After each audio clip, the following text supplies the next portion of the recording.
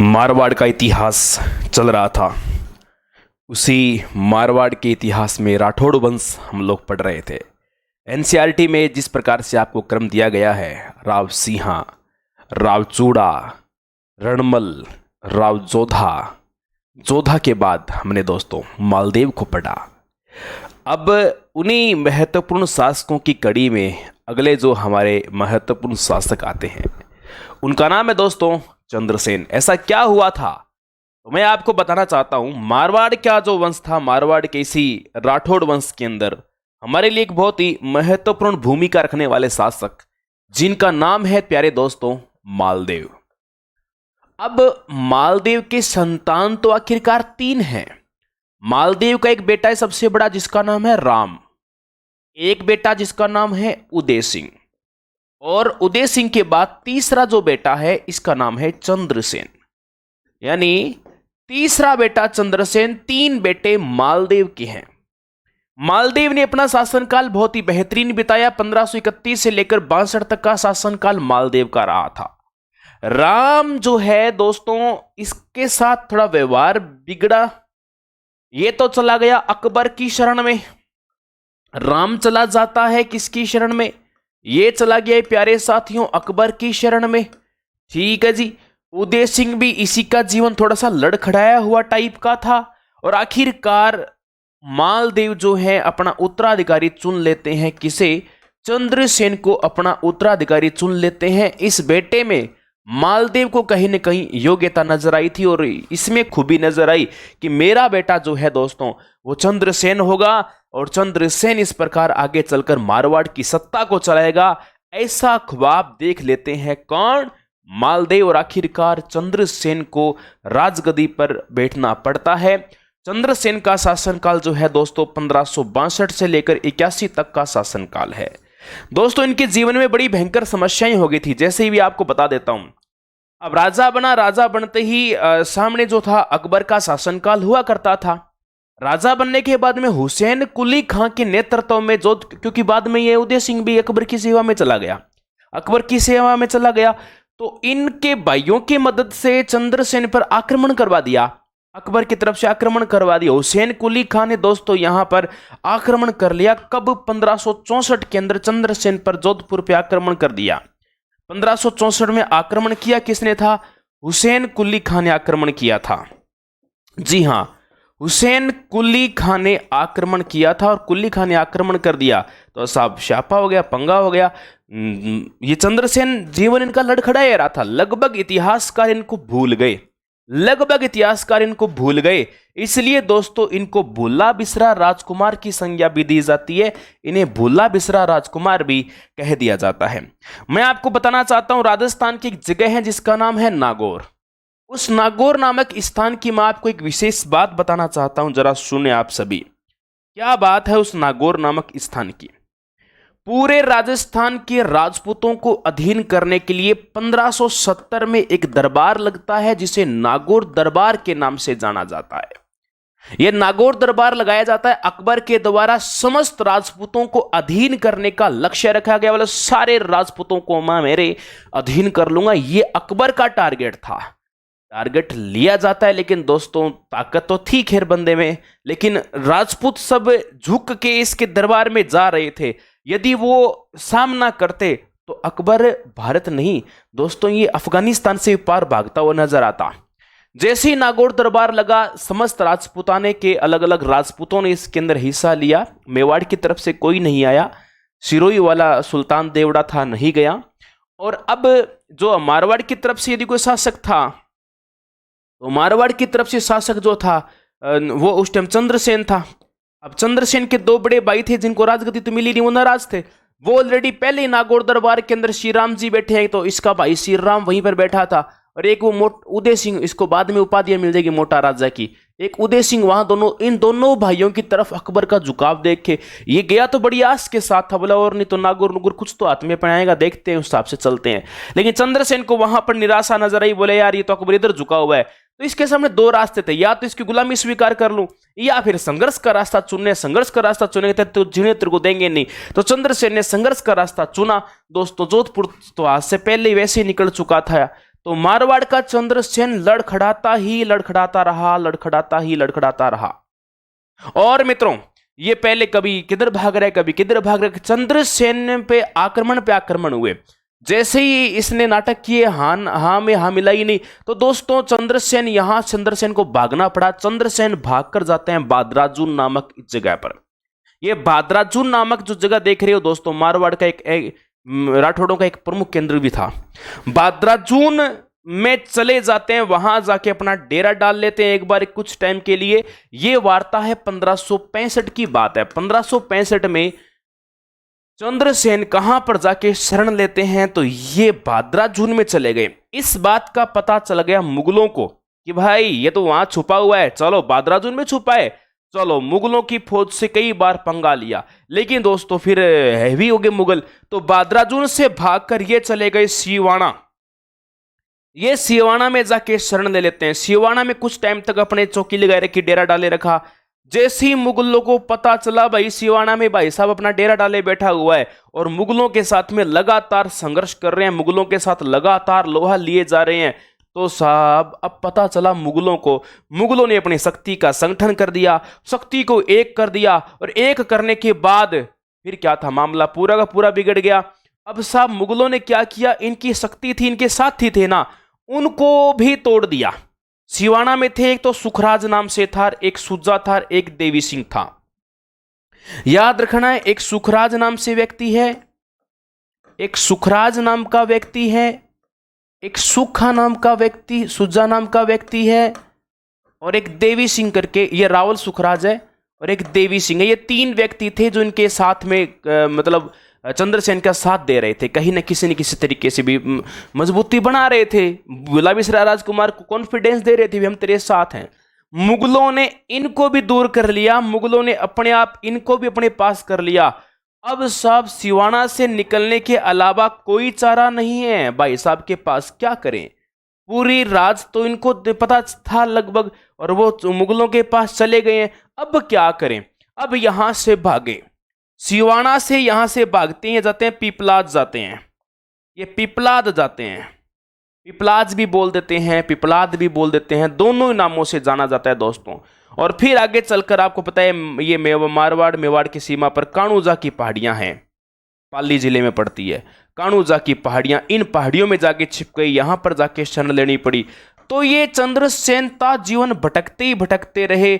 अब भाई आर्थिक संकट इनके पास छा गया। आर्थिक संकट छाते ही चंद्रसेन ने आसपास के गांव में लूटपाट करवा दी। इस एनसीईआरटी कह रही है कि जैसे ही अपने चंद्रसेन ने यहां पर करवाई लूटपाट करवाती, प्रजा विरोध में आ गई। बोले ये क्या कर रहा है, जनता ने, मारवाड़ की जनता ने खुल के विरोध किया। बोले यार ये चंद्रसेन क्या काम कर रहा है, ये कुछ अफवाहें फैला दी मुगलों ने कुछ अफवाहें फैला दी, और कुछ भी आर्थिक स्थिति संकट आ गए तो गांव में छोटी मोटी लूटपाट करवा दी। लूटपाट करने के कारण इनका बहुत ही नेगेटिव हो गया तो मतलब थोड़ा सा मारवाड़ के लोग अप्रसन्न हो गए तो गाली निकालना शुरू कर दिया। फिर बाद में यहां से भागे, यहां से स्थान छोड़ के इनको फिर जाना पड़ा। प्यारे साथियों, आप देख रहे हो पिपलाद के बाद में फिर ये सिरोही की साइड में जाते हैं। यहां थोड़ा टाइम बिताने के बाद इन्हें कोई राह नजर नहीं आती है, तो फिर ये बांसवाड़ा साइड भी चले जाते हैं, फिर इन्हें कोई राह नजर नहीं आती है। फिर ये डूंगरपुर भी अपना समय बिताती है। मैं नहीं बोल रही, एनसीईआरटी बोल रही है। ये कई क्षेत्र में यानी भटकते ही भटकते रहे, इन्होंने संघर्ष का रास्ता चुना। यानी जो दोस्तों सत्य के साथ लड़ता है वो लड़खड़ाता भी थोड़ा है, वो इसके साथ ऐसा कहीं ना कहीं होता भी है। तो इस प्रकार चंद्रसेन जीवन भागते रहे, संघर्ष करते रहे। इन्होंने दोस्तों संघर्ष का रास्ता ही चुना था। इस प्रकार लड़खड़ाते हुए 1581 के अंदर इनकी मृत्यु हो जाती है। राव चंद्रसेन की 1581 में हो जाती है मृत्यु, और मृत्यु तक ये मुगलों से संघर्ष जारी रखते हैं। मुगल अधीनता स्वीकार नहीं की। मतलब ये अब यार पहाड़ों में भटकता हुआ घूम रहा है, जाके मुगलों की अधीनता स्वीकार कर लेता, नहीं की। मुगलों की अधीनता स्वीकार नहीं की, और दोस्तों स्वीकार नहीं की, और साथ के साथ संघर्ष का रास्ता चुना। यानी स्वाभिमान के साथ जीवन जिया। बोला मैं भटक लूंगा लेकिन इन मुगलों के सामने कतई झुकूंगा नहीं, ऐसी नीति बाद में राणा प्रताप अपनाते हैं। इसलिए दोस्तों इनको मारवाड़ का राणा प्रताप कहा जाता है, राणा प्रताप का अग्रगामी कहा जाता है। जबकि आयु में राणा प्रताप से छोटे हैं ये, चंद्रसेन 1 साल छोटे हैं, लेकिन फिर भी दोस्तों इस प्रकार इनका काफी बड़ा नाम रह जाता है। विश्वेश्वर राय, आपने नाम सुना होगा, विश्वेश्वर नाथ रेऊ कर, रेऊ वैसे सारे रेऊ रेऊ बोलते हैं, इतिहास का रेऊ है, पर विश्वेश्वर नाथ प्रॉपर उसका पूरा नाम है, विश्वेश्वर नाथ, विश्वेश्वर नाथ रेऊ, शॉर्ट में सारे इन्हें रेऊ बोलते हैं। रेऊ एक बहुत ही शानदार कोटेशन देकर गए हैं, आपको पता हो तो, चंद्रसेन को लेकर एक बहुत ही शानदार बात कहकर गए हैं, यानी महाराणा प्रताप के साथ तुलना करने का काम किसने किया है, वो रेऊ ने किया है। महाराणा प्रताप से तुलना की है, महाराणा प्रताप से तुलना की है, बिल्कुल जी, तुलना करने के लायक इंसान भी था, बिल्कुल सही, संघर्ष को चुन लिया, जो हुआ वो कर लिया, लेकिन मुगलों की अधीनता बिल्कुल भी स्वीकार नहीं की। पहाड़ों में भटकते रहे, भटकते भटकते 1581 के अंदर ये अपने प्राण छोड़ देते हैं। अब 1581 में मृत्यु होने के बाद मारवाड़ के अंदर संकट सा ही था, वैसे पहले ही था। 2 साल तक मारवाड़ भूमि जो है वो खालसा भूमि रही। मारवाड़ जो है इसे खालसा भूमि घोषित कर दिया गया मुगलों के द्वारा, अकबर के द्वारा। खालसा भूमि का मतलब है जो डायरेक्ट केंद्र से संचालित हो, केंद्र के अधीन जो डायरेक्ट हो जाए, जहां पर केंद्र सरकार का कार्य चले, उसको खालसा भूमि बोलते हैं। खालसा पंथ है जो गुरु नानक देव जी ने, जिन्होंने 1699 में स्थापना की थी। एक खालसा दादू संप्रदाय की एक शाखा का नाम भी खालसा है ना। जैसे एक सरदारों में सुना है आपने, वाहे गुरु जी दी खालसा ते वाहे गुरु जी दी फतेह, ये भी आपने सुना है। खालसा भूमि 2 साल रही। इस 2 साल के शासन टाइम के बाद 1583 में अकबर के अधीनस्थ रहते हुए उदय सिंह को, राम में इतनी योग्यता नहीं थी, मोटा राजा उदय सिंह जो आपने नाम सुना है, इस उदय सिंह को गद्दी दे दी। बोले उदय सिंह को बना दो, उदय सिंह कर लेगा जो भी अपने इसके तरफ से होगा। लंबे टाइम नहीं है, बस 12 साल ही राज कर पाया था। 1583 में राजगद्दी पर बैठता है, 12 साल जोड़ दो 95 होता है। 95 तक उदय सिंह का शासनकाल चला। जैसी राजगद्दी पर बैठा, मारवाड़ पूरा सौंप दिया, ले भी उदय तेरा पद इस पूरे मारवाड़ में मोटा रहेगा। इस प्रकार मोटा करके इसको बना दिया मोटा राजा, यानी पूरा साम्राज्य सौंप दिया मारवाड़ का। बोले मारवाड़ का पूरा मोटा उदा तेरे पास रहेगा। और इस प्रकार से उदय सिंह को एक उपाधि दे दी जाती है। प्यारे साथियों, उदय सिंह की जो उपाधि है वो उपाधि है मोटा राजा उदय सिंह। इन्हीं उदय सिंह को बोला जाता है मोटा राजा उदय सिंह। अब दूसरी इंपॉर्टेंट बात यह कि मुगल अधीनता स्वीकार करने वाला मारवाड़ का शासक, मुगल अधीनता स्वीकार करने वाला, अधीनता स्वीकार करने वाला प्रथम मुगल शासक था, मारवाड़ शासक मुगलों की अधीनता स्वीकार करने वाला व्यक्ति है। पहली बार अधीनता स्वीकार यही कर रहा है। अमरीश पुरी वाला रूल ये भी लगाएगा कि नॉर्मल जानकारी को क्यों ने रिश्तेदारी में बदल दिया जाए, ये भी इन्होंने तकड़ा बड़ा रूल लगा दिया। और दोस्तों लगा दिया, किया क्या, मोटा राजा उदय सिंह की बेटी थी जिसका नाम था जोधाबाई। जोधाबाई इतिहास में कई है, एक आमेर के राजा कछवाए की पुत्री भी तो है ना, भारमल की पुत्री भी है जोधाबाई। इस जोधाबाई का विवाह करवा दिया शहजादे सलीम के साथ। सलीम बोले तो आप कह सकते हो जहांगीर के साथ। जहांगीर से इनकी शादी करवा दी। इन दोनों के से ही एक संतान जो प्राप्त होती है उसका नाम था खुर्रम। शहजादा खुर्रम इनसे संतान पैदा होती है। इस तरह से मारवाड़ का पहला आदमी जिन्होंने मुगलों के साथ में विवाह संबंध स्थापित किए थे तो वो भी आपका मोटा राजा उदय सिंह ही है। इस तरीके से दोस्तों उदय सिंह को एक गिफ्ट दे देता है, बोला तूने मेरे साथ विवाह संबंध स्थापित करवा दिए, ये वो करके, तो इसको 1000 मानी इनाम स्वरूप 1000 का इसे मनसबदार भी दिया जाता है, ये एक प्रकार की प्रथा होती है। एक हजार इसमें सैनिक दिए जाते हैं। इसके अंदर मनसबदारी को समझना पड़ता है, बहुत गजब की प्रथा है, तकड़ी प्रथा है प्रशासन को चलाने की, मनसबदारी प्रथा। ठीक है, यहां तक तो आपके प्रोग्राम एकदम सेट है। जैसे ही दोस्तों उदय सिंह चला जाता है तो बीच में इतने कोई ढंग के शासक नहीं आते हैं, तब तक नहीं आएंगे जब तक जसवंत सिंह का शासनकाल नहीं आएगा।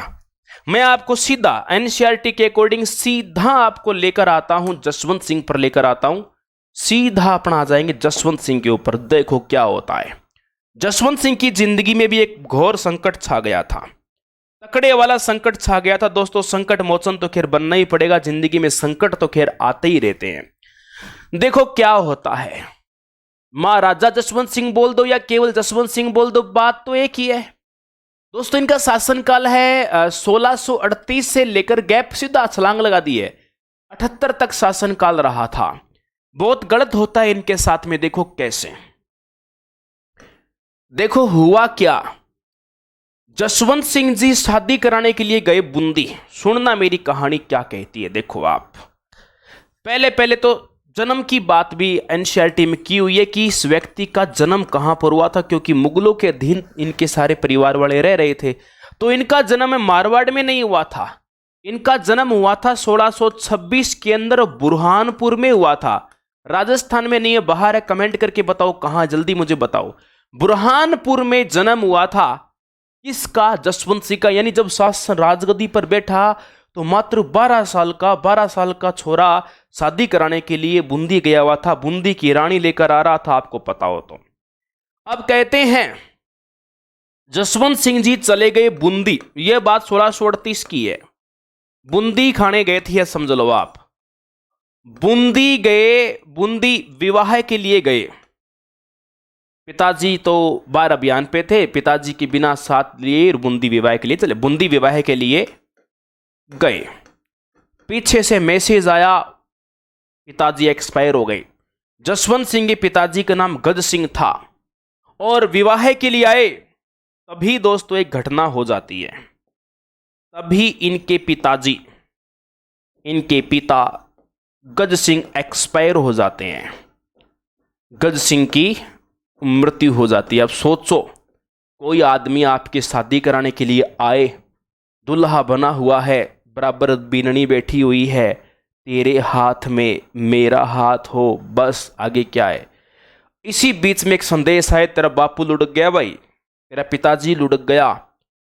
तो फिर जसवंत सिंह को एक बार तो विलाप हुआ, दुख हुआ कि यार ये क्या हुआ, ये तो शादी सही घड़ी में तो नहीं हुई क्या, ये मेरी जिंदगी में हुआ क्या। लेकिन दोस्तों एक तरफ शोक की लहर होती है यदि पिता एक्सपायर होता है, दूसरी तरफ यह भी होता है कि उसे राजगद्दी पर बिठाया जाएगा। मुगलों के अधीन काम कर रहे हैं, तुरंत ही बादशाह का फोन आ गया। शाहजहां ने तुरंत ही फोन किया, बोला आजा आगरा पहुंच जा। इस टाइम राजा शाहजहां था। शाहजहां ने बोला आजा, तेरे पिताजी एक्सपायर हो गया है, तू आजा, तेरा तिलक वगैरह करेंगे, तेरे को टिक्का देंगे, तेरे को खड़ाऊ देंगे। मतलब पहले क्या, जैसे राजा राजगद्दी पर जब बैठता था तो उसे कई उपहार, खिल्लत है, जड़ाऊ है, टीका है, काफी भेंट कपड़े वस्त्र दिए जाते थे। इनमें टीका, जड़ाऊ और खिल्लत, उनको इस नाम से जानते थे। शाहजहां ने आगरा बुलाकर, मतलब ब्याह बीननी को बाद में लिया ना, बीननी को छोड़ दिया फिर लेके वहीं एक बार। शाहजहां ने आगरा बुलाकर राज तिलक करवा दिया। आजा तेरे माथे में तिलक लगा दूं, क्या याद रखेगा। राज तिलक करवा दिया। मुगलों की परंपरा चलाई हुई थी, बोले टिक्का देंगे, टिक्का सुई वाला टिक्का नहीं है, डॉक्टर वाला टिक्का नहीं लगाएंगे, खिल्लत होती थी, खिल्लत इनकी परंपराएं हैं, वो देंगे। जड़ाऊ है, यानी जितने भी आभूषण वगैरह हैं घोषणा कर देंगे, भाई इतनी जमीन दे देंगे, जितना दे देंगे, ये इतना भी जो भी होगा एक राज्याभिषेक के ऊपर होता है इनके हिसाब से, तो वो दे देंगे। इतनी तेरे पास में जनता होगी, जनधर उसको बोला जाता है, जनधर भी तेरे को इतना मिल जाएगा, इतने सैनिक मिल जाएंगे। इस तरह से करके भाई साहब का काम सेट कर दिया। जसवंत सिंह जिस शादी के लिए जहां पर गया हुआ था ना, वो रानी बड़ी खतरनाक थी। और तो और अभी जब बेटा दुख में होता है तो खुश करने के लिए नए नए हथकंडे अपनाने पड़ते हैं। शाहजहां ने एक उपाधि दी, बोला आज से तू मारवाड़ का राजा है, यानी राजा की खिताब, खिताब माने होते उपाधि। ये प्रश्न बन सकता है। जसवंत सिंह को राजा की उपाधि किसने दी थी? जसवंत सिंह को राजा की उपाधि शाहजहां ने दी थी। एक तो याद रखने वाली बात ये, जसवंत सिंह को खिताब दे दिया राजा का, 4000 का मनसबदार दे दिया। याद रखने वाली बात, 4000 की इनको मिल जाती है मनसबदारी। 4000 की मनसबदारी का मतलब है 4000 सैनिक दे दिए, बोले संभाल, तेरे को नेतागिरी करनी है, बढ़िया इधर उधर तेरे को बढ़िया बढ़िया अभियान चलाने हैं, तो तेरे को टेंशन लेने की बिल्कुल भी जरूरत नहीं है। समझ में आ गई बात? मजे से जी और बिंदास रहे, तू टेंशन मत ले। बस इस तरीके से करके इनको फुल मजबूत कर दिया गया और बढ़िया तरीके से, शानदार तरीके से इनका एक बार तो शासनकाल चला दिया। जब तक शाहजहां रहेगा तब तक इनको कोई प्रकार की दिक्कत नहीं आएगी। आसोपा आसोपा करके जगह पड़ती है राजसमंद के अंदर, आसोपा गिल्लुंडरी जगह पड़ती है। यहाँ के मंत्रीगण थे, बोले कि तेरे को तो बाहर अभियान पे भेजूंगा, तेरे मंत्री बना देता हूं, उनको भी मनसबदारी वगैरह दे देता हूं। राज सिंह कुंपावत था, उसको इसके दरबार में मंत्री था। राज सिंह कुंपावत करके व्यक्ति था, वो इसके दरबार में मंत्री भी रहा था। राज सिंह कुंपावत, इसको तू बोले इसको मारवाड़ छोड़ दे, तेरे को इधर उधर जाना होगा, बाहर के अभियान शाहजहां ने कहा भी जसवंत मैं तेरे को दूंगा, तू बाहर घूमेगा, तू बाहर के प्रोग्राम जितने भी है सारे बढ़िया कर देगा। अब जगह जगह पर भेजा गया, बढ़िया। शाहजहां के काल के दौरान तो जसवंत सिंह ने गुड परफॉर्मेंस दिखाई, यानी जो बहादुरी एक राजपूत के अंदर होती है, राजपूत योद्धा में होती है, वो पूरी की पूरी बहादुरी शाहजहां को तो इसने साबित करके बताई। शाहजहां को तो दिखाया कि देख मेरे में दम है, मैं कुछ भी कर सकता हूं, क्योंकि आपको पता हो तो। अब समय रहते रहते जिम्मेदारियां आती गई तो दोस्तों सारा काम भी यहां पर होता गया। अब 1645 में आगरा का प्रबंधन सौंप दिया। बोला आगरा का मैनेजमेंट देखेगा। 1645 में आगरा का प्रबंधन दे दिया। आगरा का प्रबंधन दे दिया, ये लो दे दिया तो भाई संभाल लिया। आगरा के बाद में बोला बाहर के जो भी अभियान होंगे, काबुल का अभियान आएगा, कंधार का अभियान आएगा, जसवंत सिंह को भेजूंगा, जबरदस्त आदमी है। फिर इसको 1648 में कंधार अभियान पे भेजा गया। कंधार अभियान पर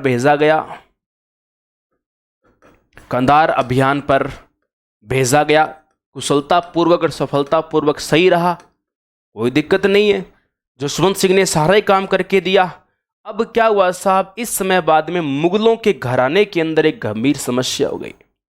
मुगल शाहजहां के बहुत सारे बेटे थे, बहुत मेहनत की थी, बहुत प्यार की थी शाहजहां ने, मोहब्बत की मिसाल खड़ी की, सारा कुछ ही बना रहा है, ताजमहल ही बना रहा है, सब कुछ बना रहा है। देखो शाहजहां ने बेहिता मोहब्बत की थी मुमताज बेगम से, इतना प्यार किया दोस्तों, इतना प्यार किया कि शादी के दोस्तों 20 सालों के अंदर 14 संतानें पैदा कर दी। मुमताज बेगम आखिरकार कहते हैं ना, कोई प्यार कर ले तो कोई ऐसे थोड़ी मारना है किसी को। वो गाना आया ना कि सजा प्यार की मौत से कम नहीं है, वो मुमताज बेगम पे लागू होता, और कर ले प्यार। ऐसा प्यार किया कि प्यार की आखिरी निशानी औरंगजेब जब पैदा हो रहा था उस टाइम मुमताज के प्राण पखारू हो गए, मर गई। और आखिरकार शाहजहां के प्यार की अंतिम निशानी बची, उनका नाम था औरंगजेब। औरंगजेब जो था दोस्तों, औरंगजेब बड़ा क्रूर आदमी था। वो मतलब माँ का बाण का किसी का नहीं है, वो अपने किसी इस्लाम का ही नहीं है, सब चीज का विरोधी है। बोले मेरे से बड़ा कोई धर्म नहीं, मेरे से बड़ा कोई आदमी नहीं, जो कुछ हूं मैं हूं, और मैं जो करूंगा बस वो मैं ही करूंगा, मेरी चलेगी, यहां पर जो भी चलेगा।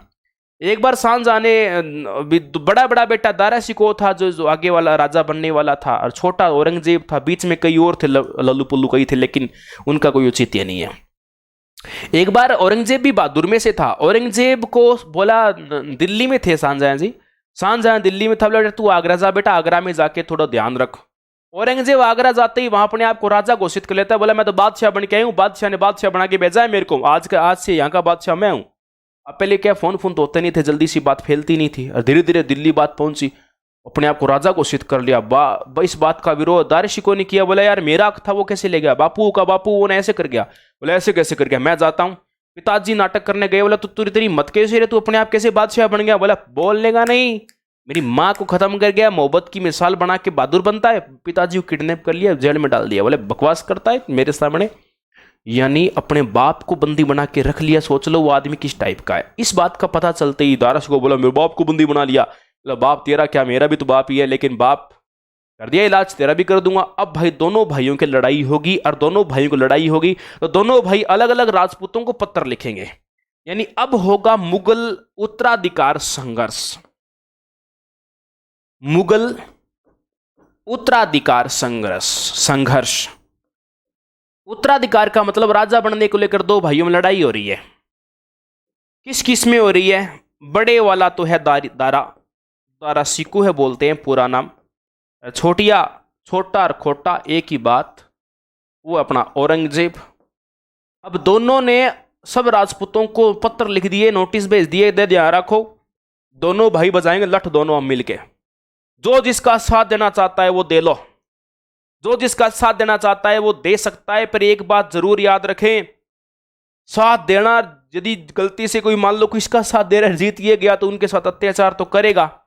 अब अपना भाई साहब कंफ्यूज, जसवंत सिंह का मैं साथ दूं तो किसका साथ दूं, साथ देने में तो कंफ्यूज हो गए। अब इन दोनों भाइयों के अंदर लठ बजते हैं, दोनों भाइयों के बीच में एक लड़ाई होती है जिसे बोलते हैं धर्मत का युद्ध। राजा बनने के लिए 1657 में प्लान हुए, 58 में तक लड़ाई हुई इनकी, और अलग अलग राजपूतों को पत्र लिखा, लड़ाई हुई। अपना भाई साहब जसवंत सिंह जी कंफ्यूज हो गया। जसवंत सिंह बोले यार अब करूं तो करूं क्या, करूं तो करूं क्या। इसको लगा बड़े वाला जीतेगा, बड़े वाले का साथ देते हैं। ये स्पोर्ट जो किया था ना, वो जसवंत सिंह का एक व्यक्ति था कासिम खां करके। जसवंत सिंह को ज्ञान दे गया एक व्यक्ति, जसवंत सिंह को मरवा गया एक आदमी जिसका नाम था कासिम खां। कासिम खां नॉलेज दे गया, बोला तू इसका साथ दे, यानी एक तरीके से इसका विश्वासघाती था। इसके कहने के कारण इसने दारा सिकोह के साथ दिया। दारा सिकोह निकल गई फूंक, यानी ये हो गया, ये हार गया। हार गया तो हारा हुआ पहुंचा। अब साहब हारा हुआ मारवाड़ पहुंचा तो मारवाड़ में रानी लिया रखी है। जैसे ही जाया गेट पे पहुंचा, मेहरानगढ़ के गेट खड़काया, खोड़ खोड़ खोलो भाई खोलो। राजा जी तो हार के आ रहे हैं, पराजित तो क्या रहे, जसवंत सिंह तो पराजित हो क्या रहा है। रानी सा ने आदेश दे दिया, बोला जोर की तैयारी करो, आगे जगाओ, मैं तो कूदूंगी जोर कुंड के अंदर। राजा जी बोल तू देखता रहे जैसे तेरे से व्यवस्था हो। बोले अरे कुंडा खोल दे, बार बार कुंडा खड़का रहा है। रानी बोली कुंडी ना खड़काओ और बाहर ही खड़े रहो, अंदर आने की जरूरत ही नहीं है। अरे बात क्या होगी बता तो सही। कहा कि तू राजपूत है, एक राजपूत योद्धा या तो जीत कर आता है या युद्ध भूमि में केसरिया होता है, हार के आने वाला कभी राजपूत नहीं होता है। बोले मैं क्या करूं, कासिम खान धोखा करे। बोले कासिम खान धोखा, तेरा दिमाग खराब था, तू तेरे को पता नहीं था, निर्णय क्षमता नहीं है, कहेगा राजपूत है। ओ भाई इतनी भयंकर आपस में लड़ाई होगी। बोले मैं तो कूद रही हूं जोर कुंड में, मैं तो समझ लिया मेरा तो मर गया, कोई दिक्कत नहीं, मेरे वाला आदमी तो तेरे जचे वैसे कर ले। तब इसकी पत्नी जसवंत दे थी, पति से प्यार करती थी, जसवंत दे नाम रख लिया अपने पति के नाम के आधार पे। उसकी माँ ने समझाया देख बेटी ऐसे नहीं होता है, गलती नहीं है। जसवंत सिंह हाथ जोड़े माफी मांगे, दे तू टेंशन ना ले, मैं जल्दी जीत के आऊंगा, तेरे को प्रॉमिस करता हूं। ये वो उसकी माँ ने समझाया, सासू माँ आई थी जसवंत सिंह की, समझाया बेटी को, देख बेटी ऐसे मत कर, ऐसे नहीं किया जाता है, कोई बात नहीं, इंसान को एक मौका तो भगवान भी देता है, तू भी एक मौका दे दे, ऐसे थोड़ी होता है, कोई बात नहीं। अगला कह रहा है कि मैं जीत के जल्दी वापस आ जाऊंगा तो माफ कर दे। बोले माफ कर दूंगी, तब तक इससे मिलूंगी नहीं, तब तक राजमहलों में एंट्री नहीं, जब तक जीत कर नहीं आएगा, पातलों में भोजन करेगा, और तब तक बर्तन में भोजन नहीं करने दूंगी इसको मैं। भाई ऐसी रानी हो तो आप समझ सकते हो भी, खटिया खड़ी कर दी इतनी खतरनाक वाली। तो इस तरह से सत्ती हो रही थी, तो चलो मन मान गई, बोले मैं तो जा रही हूँ जोर कुंड में कूद रही हूँ। इस तरीके से बदला लेने का कहा कि मैं ये जो हार हुई है मैं इसका बदला जरूर लूंगा, और मैं जीत के आऊंगा वापस, आप टेंशन मत लो। और फिर द्वार खोलने को तैयार हुए। ये कहानी कौन बता रहा है? वीर विनोद नामक एक रचना है श्यामल दास जी की। श्यामल दास जी है भीलवाड़ा के, इन्होंने इस बात को लिखा, इस कहानी को बता रहे हैं कि ऐसे करके घटना हुई थी ये। तो जी ऐसे करके बात हो गई थी, आपको बात अब कहीं ना कहीं समझ में आया मेरे वाला प्रोग्राम जो क्या था। अब अगले ही साल दोनों भाइयों में लड़ाई तो वो चल रही थी। कौन से दो भाइयों में? मुगल उत्तराधिकारी संघर्ष चल रहा था। मुगल उत्तराधिकारी संघर्ष जारी था, चल ही रहा था। दो भाई लड़ रहे हैं, एक का नाम दारा, एक का नाम दारा सिकोह है, और एक का नाम है औरंगजेब। अब दोनों भाइयों में एक लड़ाई तो दरमत का तो हो गया, अब दोनों भाइयों में एक लड़ाई और होने वाली है। अब की बार राजस्थान में लठ बजाएंगे कि राजस्थान में सहयोग करने वाले हैं। दोराई का युद्ध इस बार दोनों के बीच में होगा और ये दोराई का युद्ध 1659 में 59 के अंदर हुआ। दोनों के अलग अलग तंबू लगे हुए थे। इस बार जसवंत सिंह को पता चल गया, जसवंत सिंह को पता चल गया कि औरंगजेब ही जीतेगा। पहले ही औरंगजेब के पास में आ लिया। औरंगजेब के पास में तो जसवंत सिंह जी महाराज आ गए। ये वार्ता है 5 जनवरी 1659 की बात है। इस टाइम आ गए। आने के बाद में थोड़ा सा औरंगजेब भाई एटीट्यूड वाला आदमी था। ये सीधे मुंह बात नहीं करता था, सीधी ये गाली गलौज करता था, कहते हैं सीधी अगले की बजा देता था, सम्मान करता था बढ़िया वाला। तो गाली गलौज करके बात की तो ये भी राजपूत अपनी हेकड़ी में था। बोले ये कि बोलने का तरीका है, वो आपस में थोड़ा सा दोनों में मनमुटाव हो गया। मनमुटाव होया तो जसवंत सिंह ने फिर भी क्रिकेट ड्रामा दिखा दिया। जसवंत सिंह ने क्या किया कि इनका जो जगह दोराई के पास एक जगह पड़ती है खजुआ के नाम से, खजुआ गांव के अंदर डेरा लगा हुआ था। उस खजुआ नाम के डेरे में क्या किया, मुगल शाही खजाना था, कहते हैं यहां पर शाही डेरा था। जसवंत सिंह इसको लूट के मारवाड़ भाग गया। इसको लूटपाट करके कहां भाग गया, मारवाड़। आगे आपको पता है वो रानी नाचेगी, फिर जीत कर नहीं आया। बोले इस बार लूटपाट करके आया हूं, फिर तेरे शाप पे होगी जिंदगी में। इधर लुआई नाराज, इधर किसकी शरण में जाएं वो कंफ्यूज। भाई साहब बाकी सारी बात ठीक है, लुगाई घर की नाराज हो जाए ना, या तो साहब लियाओ मत लियाओ तो साहब, या तो उसको अपनी इस तरीके से चलानी पड़ेगी, वरना यदि अगली अपने तरीके से चलाएगी तो चलना पड़ेगा, कोई इलाज नहीं है। या तो देखो गले में नाग डालो, मत डालो तो सोच समझ के डालो, हिसाब से डालो। अब जसवंत सिंह ने गले में नाग डाला है तो भाई उसका सॉल्यूशन तो करना पड़ेगा, इन्होंने उनके हिसाब से चलना पड़ेगा। या तो पहले कमेंटमेंट करनी थी ब्याह से पहले कि मैं ऐसी हूँ, बताना चाहिए था। आजकल बातचीत हो जाती है, पहले से नहीं होती थी। पहले बस ठीक है शकल देखी फलाना राजा की छोरी है, ठीक है ले आओ। ले आने के बाद पता चलता है कि हाँ आउटपुट क्या है, रिजल्ट तो बाद में आएगा। शादी होना पहले पेपर की तरह था, रिजल्ट क्या है वो बाद में आया करते थे। मन मुटाव हो गया और बाद में जीत गया औरंगजेब। जीतना ही था, औरंगजेब जीत गया। एक बार तो फिर राजा बनते ही बोला तेरी गद्दी हटा दूंगा और तेरा मनसब हटा दूंगा और तेरे मेरे दरबार में आना नहीं। एक बार प्रतिबंध लगा दिया। बाद में माफी मांग ली। बोले जसवंत सिंह बोले यार कोई बात नहीं यार, आप राजा हो, मैं आपका दरबारी हूँ, गलती सलती होती रहती है, बच्चा समझ के माफ कर दो, आप तो वैसे ही दयालु हो और ये वो। और बाद में दोनों का मन मुटाव जो था वो ठीक हो गया। बाद में 1659 के बाद में इनको गुजरात का सूबेदार बना दिया। जसवंत सिंह को ही बनाएगा, टॉपिक जसवंत सिंह चल रहा है ना। जसवंत सिंह को गुजरात का सूबेदार बना दिया। गुजरात का सूबेदार, गुजरात का सूबेदार बना दिया। ये ला गुजरात का बना दिया सूबेदार। और क्या चाहिए, सूबेदारी दे दी। लेकिन दोस्तों बार बार इनको परखते रहे, बार बार इनकी अग्नि परीक्षा चलती रही। बोला जब तक कहते हैं डंकी मेरे को विजय नहीं दिखाएगा तब तक मैं कोई बड़ा पद नहीं दूंगा। जसवंत सिंह को भगाए रखा, लड़खड़ाए रखा, कभी यहां भेजा कभी वहां भेजा। 1662 में इनको मराठों के विरुद्ध भेज दिया। जा शाइस्ता खां की सहायता करके दक्षिण अभियान में। 1662 में मराठों के विरुद्ध। अब भाई साहब मराठे आपको ही पता है शिवाजी थे उस टाइम में, शिवाजी से लोहा लेना छोटी बात है क्या। मराठों के विरुद्ध उधर का नेतृत्व शाइस्ता खां कर रहा था। शाइस्ता खां की सहायता करने के लिए भेजा, सहायता करने के लिए भेजा। फेल हो गया भाई साहब, रिजल्ट नहीं आया।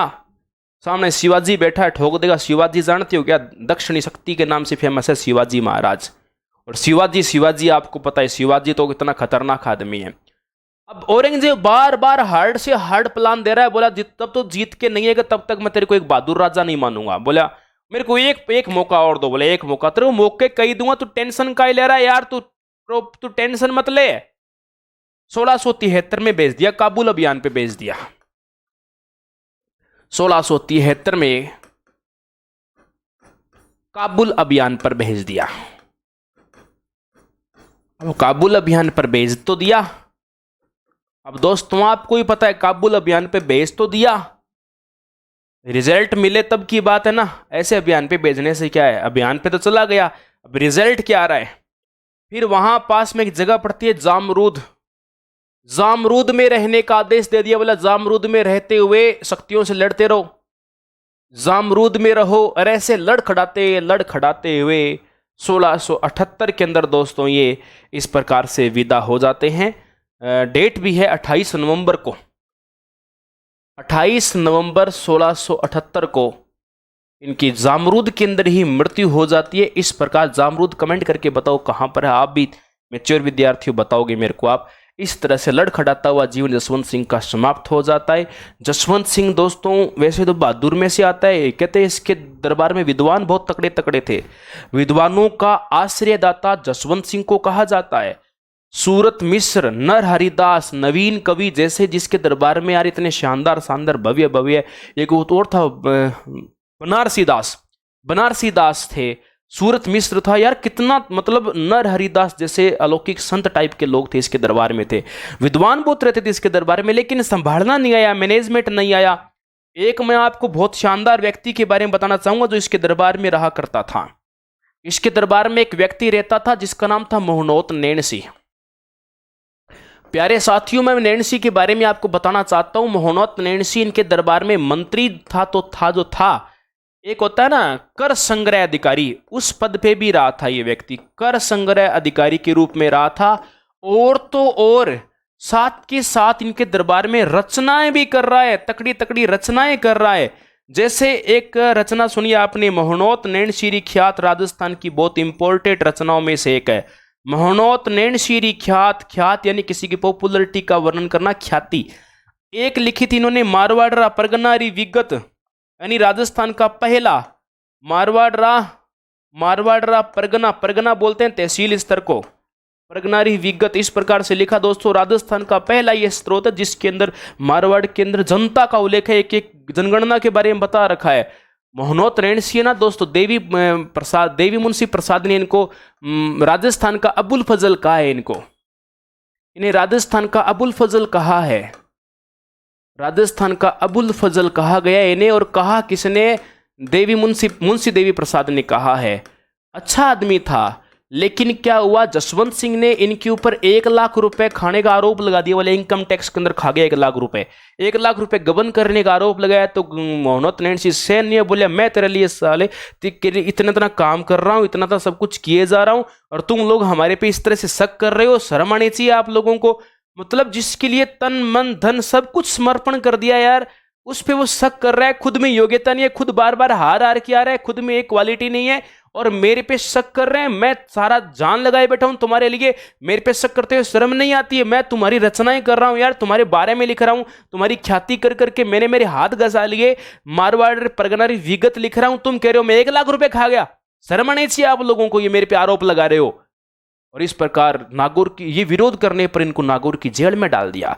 जैसे ही नागौर की जेल में डाला तो नैणसी ने कहा कि मेरे जीने का क्या महत्व यार, मैंने जिसके लिए जिया, जिसके लिए लिखा, वो समझ नहीं पा रहे हैं। और आखिरकार मोहनोत नैणसी ने दोस्तों सुसाइड कर लिया। तो नैणसी के बाद में काय का इतिहास है? कुछ इतिहास नहीं है, बाद में सब लल्लू पुल्लू आ रहे हैं जा रहे हैं, ठीक है जो भी है। खैर बहादुर तो बहादुर होता है, बहादुर तो ऐसे आते जाते रहते हैं, आगे खूब आएंगे, ऐसे तो मान सिंह भी आएगा, हनुमत सिंह भी आएगा, लेकिन जो सॉलिड इतिहास एनसीईआरटी में दे रखा है इतना ही दे रखा है। ये था मारवाड़ का राठौड़ वंश दोस्तों, पूरा होता है। अब अपन जो बात करेंगे वो बीकानेर के राठौड़ों पे करेंगे, नेक्स्ट पार्ट में करेंगे।